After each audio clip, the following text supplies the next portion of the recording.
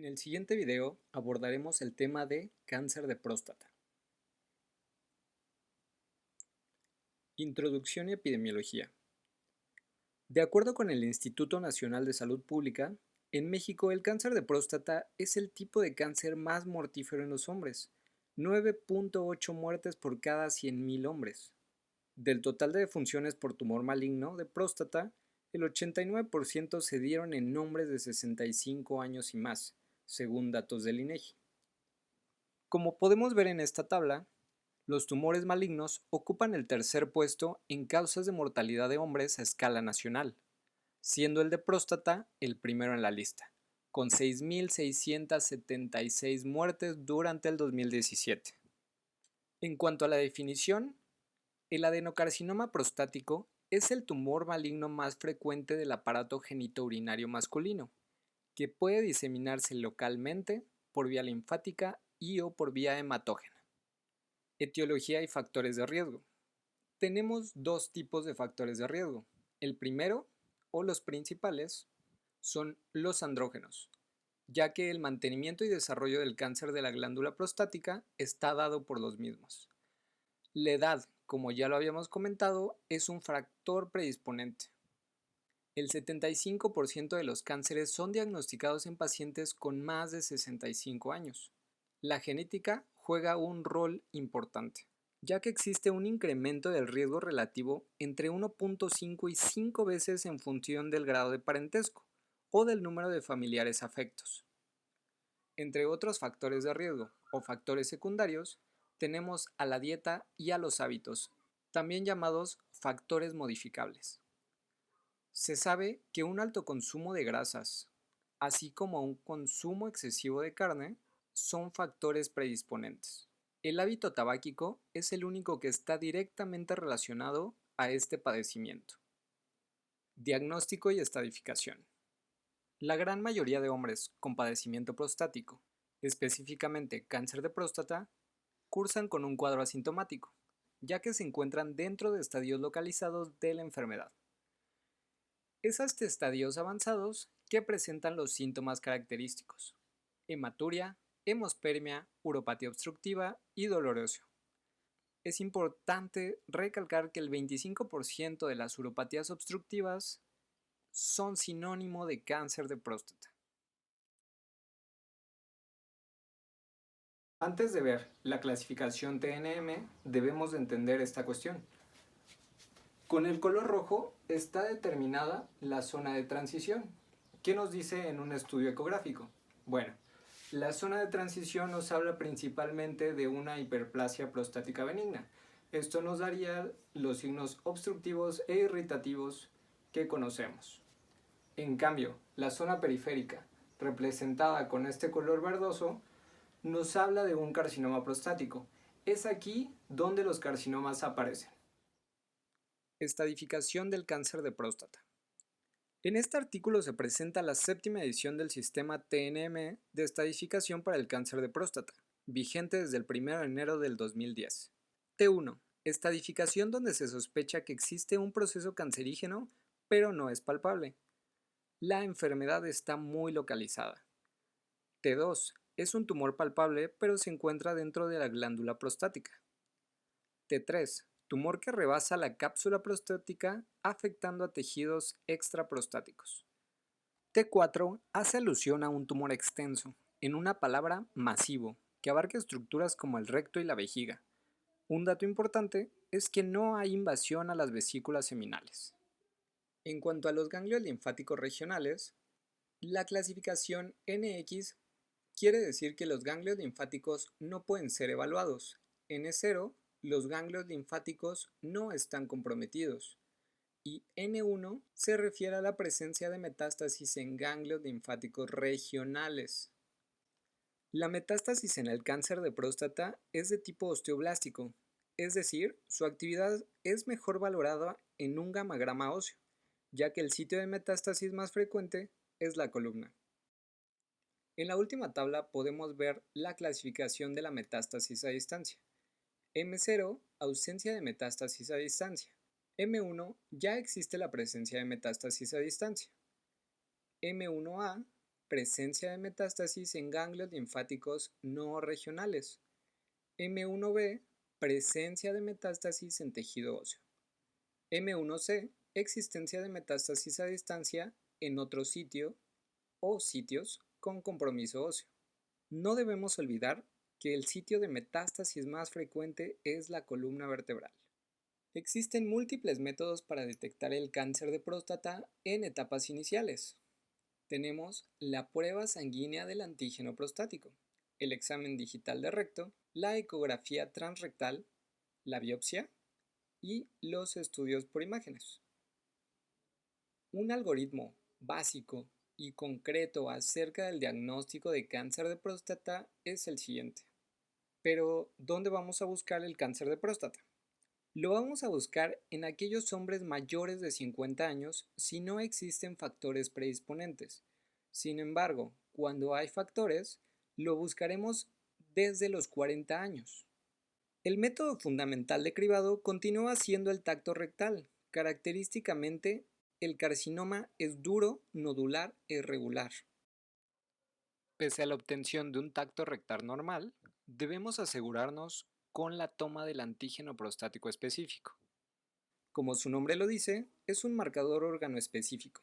Sin embargo, no podemos fiarnos del todo de este valor, ya que hay condiciones patológicas o no que pueden alterar dicho valor, como lo son las afecciones de vías urinarias, así como las relaciones sexuales o, en su defecto, una hiperplasia prostática benigna.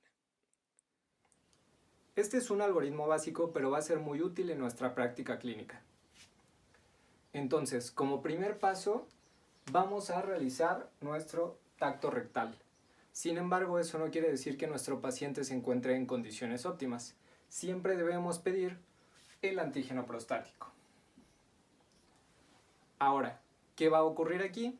Cuando tenemos un antígeno prostático menor a 4, solamente se le indicará a nuestro paciente que debe realizar un control anual. Cuando el antígeno prostático es mayor a 4, debemos tomar las acciones pertinentes, las cuales son realizar una ecografía para descartar masas no palpables. Y por supuesto, seguir el protocolo, el cual dice que hay que buscar la porción libre. ¿Qué se refiere a la porción libre? La porción libre nos hablaría de una hiperplasia prostática benigna, que estaría descartando un carcinoma prostático. Y por supuesto, la densidad. En cambio, si tenemos un antígeno prostático mayor a 10, esto nos indicará que debemos realizar una ecografía. Sin embargo, por el valor tan alto, debemos realizar una biopsia. Son indicaciones de biopsia un tacto rectal sospechoso, así como la presencia de un nódulo ecográfico. Y por supuesto, un antígeno prostático mayor a 4. En cuanto al pronóstico, debemos recordar que el adenocarcinoma prostático con frecuencia es multifocal y presenta poblaciones en distinto grado de diferenciación. En esta heterogeneidad se basa la clasificación de Gleason, que asignará una puntuación de 1 a 5 según el patrón histológico de cada una de las dos poblaciones. ¿Pero qué quiere decir esto? Según el patrón histológico de cada una de las poblaciones, sumando ambas puntuaciones para obtener un resultado final de 2 a 10. La escala de Gleason corresponde al pronóstico de la enfermedad, independientemente del estadio. Ahora solo falta clasificar nuestra muestra en la escala de Gleason. Un valor menor o igual a 6 significa una próstata bien diferenciada, 7 medianamente diferenciada y de 8 a 10 ya es una próstata poco diferenciada y es un tejido anaplásico. En la mayoría de los casos nos referimos al adenocarcinoma acinar o ductal. Sin embargo, existen otros tipos histológicos que en conjunto representan el 8% del global. Por otro lado, es importante mencionar el adenocarcinoma ductal derivado de los conductos prostáticos que presenta el peor pronóstico dada su mala respuesta al tratamiento. Con los datos recabados podemos estadificar a nuestro paciente. Una clasificación simple es riesgo bajo, intermedio y alto. En el riesgo bajo vamos a encontrar un antígeno prostático menor a 10, un Gleason de 6 o menos y un tacto rectal que puede ser palpable o no. Esto es lo idóneo. Aquí es donde debemos o queremos encontrar a la mayoría de nuestros pacientes, ya que puede haber una recidiva completa de la enfermedad. Sin embargo, cuando encontramos a nuestro paciente en esta etapa, vamos a hacer uso de una terapia multifocal. Aquí encontraremos a nuestro paciente con un antígeno prostático de 10 a 20, con un Gleason de 7, las células ya no están tan diferenciadas, y un tacto rectal donde va a ser una masa palpable.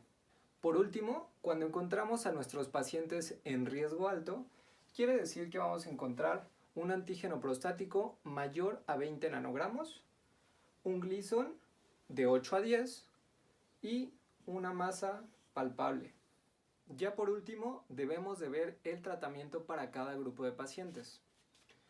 Hay 3 estadificaciones iniciales donde el carcinoma va a ser localizado y una última donde ya se ha diseminado. Estaríamos hablando de una metástasis. En estos 3 primeros sí es posible dar un tratamiento. Como ya lo habíamos mencionado, los pacientes que son diagnosticados en etapas tempranas va a ser posible darles un tratamiento y lograr la recidiva de la enfermedad. ¿Cómo los vamos a tratar? Con una vigilancia activa y monitoreo del antígeno prostático, con biopsias periódicas y por supuesto podemos optar por el acto quirúrgico, por una prostatectomía radical. También podemos tratarlos con braquiterapia o radioterapia, pero eso ya será en casos muy específicos. En la estadificación intermedia, lo que nos compete es realizar un tratamiento multifocal. De primera instancia, vamos a discutir con el paciente y le vamos a explicar su padecimiento, así como las complicaciones posibles. Se recomienda realizar una prostatectomía radical. O por otro lado, igual se puede tratar con radioterapia o braquiterapia. Recordemos que no podemos tratar el tumor de forma única, sino que debemos implementar más de una acción. En la última etapa, en la etapa de alto riesgo, entra el criterio médico, ya que determina si nuestro paciente es candidato a todas las acciones que ya habíamos mencionado o solamente se trata con hormonoterapia y se le da un tratamiento paliativo. En caso de ser apto para el tratamiento, lo único que se modifica en estos pacientes de alto riesgo es que se incluye la hormonoterapia o una combinación de estas. Por ejemplo, radioterapia externa más hormonoterapia u hormonoterapia únicamente. Ya casi hemos terminado, solo falta tocar algunos puntos clave. Como primer punto, el cáncer de próstata aparece en la zona periférica. Como ya lo vimos, no aparece en la zona transicional. Esto nos hablaría de una hiperplasia prostática benigna. El cáncer de próstata tiene relación con las hormonas sexuales y suele aparecer en varones ancianos. Hablamos siempre de los andrógenos, son los que le van a dar mantenimiento al tumor. Y recordar que es en pacientes mayores de 65 años, la mayoría de los casos. El cáncer de próstata es casi siempre un adenocarcinoma con gran frecuencia multifocal. Por ello, no debemos quedarnos únicamente con el tacto rectal, siempre hay que pedir estudios complementarios. El cáncer de próstata cursa frecuentemente asintomático. Cuando presenta clínica puede consistir en una hiperplasia prostática benigna.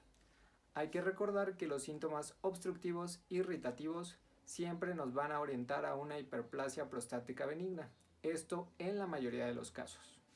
El diagnóstico definitivo del cáncer prostático precisa una biopsia. Nuestro gold estándar para el cáncer de próstata siempre será la biopsia. La principal complicación quirúrgica del cáncer de próstata es la impotencia. Siempre es importante hablarles con la verdad a nuestros pacientes y tener tacto al dar estas noticias. La indicación más clara de una prostatectomía radical es el estadio T2A. Recordando, esto quiere decir que ha invadido el 50% de un lóbulo prostático. El cáncer de próstata es un tema que nos compete a todos. Al ser una causa de muerte prevenible, es posible dar recidiva al padecimiento si lo detectamos en estadios tempranos. Muchas gracias.